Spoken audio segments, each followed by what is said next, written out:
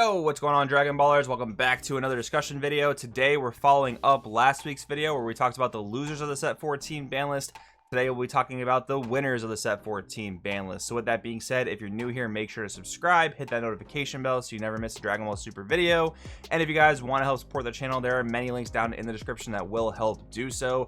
Particularly today, if you're looking to buy any of the cards you see in today's video, or any Dragon Ball Super cards, or any TCG cards for that matter, use my link in the description to TCG Player. It does help the channel out a lot. A lot of you guys might be watching this video and looking to pick up some new decks or build some new strategies, and I think a lot of these decks will be very well positioned after the set 14 ban list takes effect, so you may want to pick them up. Again, use my link in the description to TCG Player. It does help out greatly. That being said, let's get started talking about our first winner. All right, we're talking about Vegeta. A lot of you guys might think this is weird because he did receive an errata on the list. And here's the errata. On the Awaken and Unawakened side, Vegeta no longer mills 5 cards per turn. It mills 3 cards per turn.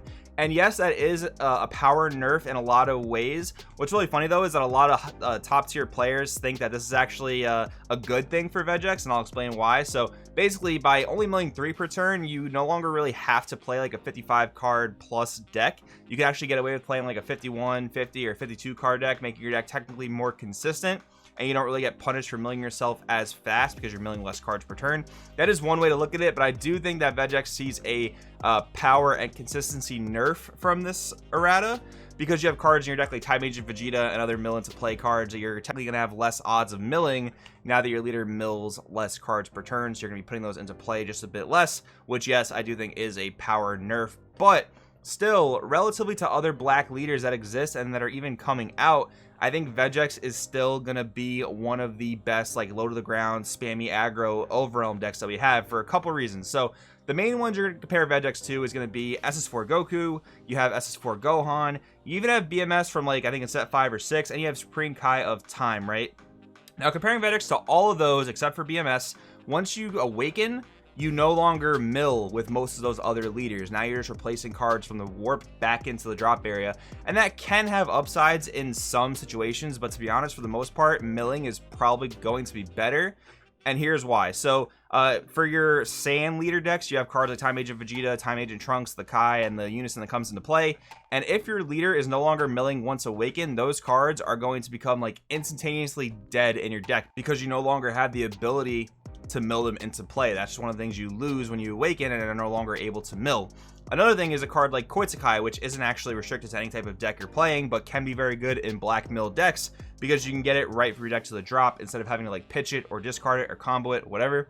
So again, once you're a leader that no longer mills on the awakened side, you're only able to rely on the copies of Koitsukai that you've milled already or drawn throughout the course of the game. Once you're a leader that no longer mills on the backside, you're no longer cycling through your deck, getting more cards that you need into the drop area as quickly. It just becomes a bit problematic. So for that reason, I think Vegeta is going to still be very, very well positioned. Even though it is seeing a power nerf once again, I think that milling on the awakened side is still very valuable. And then making a bit more of a direct comparison to, let's just say, like SS4 Goku, where that leader gains inherent double strike, Vegeta is still able to grant double strike to a dual attacking Unison, which is going to be a lot of game ending pressure in and of itself. And then you have like Mass Saiyan Reboot coming out in set 14 with a starter deck, and I do actually think that's a really good deck going into set 14, and it is helped by the fact that the black decks in the previous format are relatively nerfed, but again, I just don't think they're nerfed all that much. I think they're still going to be very, very relevant. But yeah, Mass Saiyan continues to mill on the backside. That's a very, very strong thing the leader has going for it. So I do think Vegeta is still going to be a top dog for black going into set 14.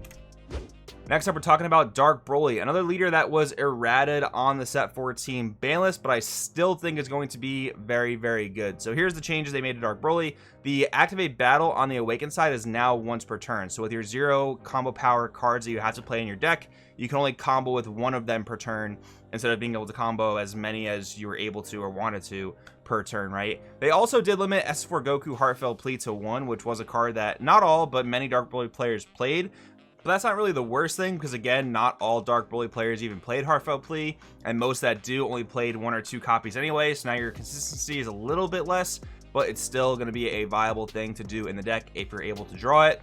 And yeah, I do think the defensive capabilities of Dark Broly are a little bit stifled because of that activate battle going to once per turn, but I still think the deck is going to be incredibly strong. Overall, I think that black is still going to be a top color going into next set, and I think that the two top dogs for black, being Dark Broly and Vegex, I think they're still going to remain two of the best decks going into the next format. And I don't know if the ban list's goal was to change that, was to prevent that from happening, but if it was, I don't really think they hit the mark. And the reason I think Dark Broly is still going to be so good is because, yes, you are stifling their defensive capabilities, so maybe they'll struggle a bit more with aggro. But still, the deck is still going to be able to do what it wants to do relatively uninterrupted, and that's just play huge battle cards for little to no energy and go wide and tall at the same time. Now, I've said it before, the only reason Dark Broly doesn't like take the format over in like a tier 0 sense is because most of the colors do have really solid answers for what Dark Broly is able to do. But the problem with Dark Broly existing at the top of the metagame is that you have to play those cards in your deck, otherwise you're at a severe disadvantage if you go up against a strategy. For example, if you're in red, you got to be playing your Violent Raids. If you're in yellow, you got to be playing your Vegeta, Unison, and Fury. If you're in blue, you have to have your Trunks, Throw Up, Prospect. And if you're playing any of those colors without those cards, you're going to be in for a really rough time against this matchup. So I really don't think the erratas do enough to really knock these decks down too many pegs. That's why I want to talk about them as winners. But anyways, let's move on to another strategy.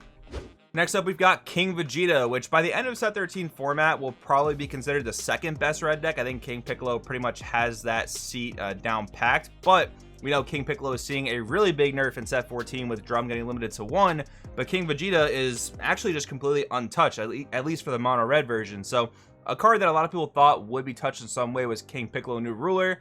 That ended up not happening, and that's obviously an incredibly strong card for King Vegeta. Even more so than in King Piccolo, because King Vegeta does have more aggro potential than King Piccolo. Another card that wasn't touched was the Piccolo Jr. Unison, which a lot of people thought would be possibly errated or maybe even limited or banned. That card's also great in King Vegeta, alongside like Jiren Unison or even the Gohanks Unison SCR. So King Vegeta goes pretty much untouched. Now, there is another version of King Vegeta that's a lot more aggressive, and that's going to be your red-green build, which relies on Piccolo Jr. Eradicator of Peace. And that deck did see a minor hit in the form of Beerus Godly Majesty. You were able to get that thing to the board relatively easily in that aggro swarmy version of the deck, but in reality, that deck is still pretty fine as is. Beerus is not going to be like a core integral hit to that deck. It does lose a combo piece technically, but the deck is still very aggressive, able to kill on turn 2, turn 3 under the right circumstances. So yeah, King Vegeta probably going to move up to the top red spot depending on what comes out in set 14 for red. We haven't quite seen that yet at the time of recording. There might even be some reveals today as you guys are watching this video for red that I just haven't seen yet. But yeah, anyways, I think King Vegeta is going to be a really good red deck going into set 14. Let's move on. Another good red deck, Red Broly. A lot of people were kind of fearful of this, and obviously nothing is set in stone yet. This is not like a crying wolf scenario. I don't think that Red Broly is going to be overly dominant or overly toxic, but it was a deck that was not addressed on the ban list in any way, and a lot of people thought that if that was the case, it could rise to dominance if most of the top strategies were nerfed. Specifically, Mecha Frieza, which was a pretty bad matchup for Red Broly, was nerfed pretty hard. So Red Broly could do some things next format. It's very possible. Again, New Ruler was a card that could have been hit but was not hit, so that's definitely a good tool for Red Broly to continue to use. Barth Resolute was limited to 1, but again, Red Broly players are playing 1-2 copies max, so I don't really view that as much of a big deal. I do think Red Broly is well positioned going into next format as a deck that was untouched, and because of the other decks in the format that were addressed. Next, here we're talking about blue. Surprisingly enough, blue was not touched on the ban list at all, really. I was expecting some sort of errata Defense Beam, whether it was going to be defense only or maybe a limit 1 effect, but that didn't happen, and Blue Baby was not addressed either. None of the Floodgates or the Field card, as many other people thought would happen. None of those things happened. So with the nerfs that happened on the ban list, as well as blue just being untouched going into set 14, I do think that Baby and Soul Striker are very well positioned going into set 14. In the current format, Blue Baby is pretty much the best blue deck. You can't really dispute that. But I do think Soul Striker gets some really good tools going into the next set, namely Tapion, Calamity, Challenger. It's going to be super easy to play in Soul Striker because you're always looking to play 3-cost unisons like Baby Unison or maybe even the new Tapion Unison. And it's just a really solid card. 1 energy, 20k double striker that replaces itself. Super strong. I think these decks are very well positioned going into the next meta. Next up, I want to bring your attention to Sun Gohan, Icarus, Boundless Friendship. Now, this is not really just to talk about this strategy in particular. I think all other yellow strategies see a bit of a boost with Mecha Frieza not being the automatic best yellow deck anymore. Like, the banning of United Assemble really hinders Mecha's draw power. So other yellow decks will have room to operate. I do think Go Icarus is in a pretty good spot though, because it is a yellow deck that can draw a lot on its own, not really relying on much else. But the limit of Bergamo to 1 does hurt yellow generic mid-range decks a pretty significant amount. I can't lie about that. But I do think if you're looking to play a yellow strategy, Go Icarus can be really solid. I even think there's promise for like SS4 Goku in set 14, as well as yellow Android in set 14 to do some things now that Mecha is nerfed.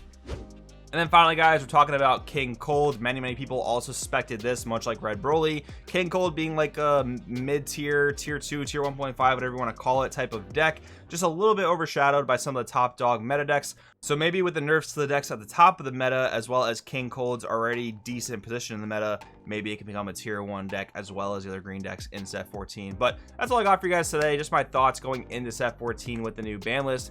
Hope you guys enjoyed the video. Of course, leave a comment. Thanks for watching. I'll see you guys next time.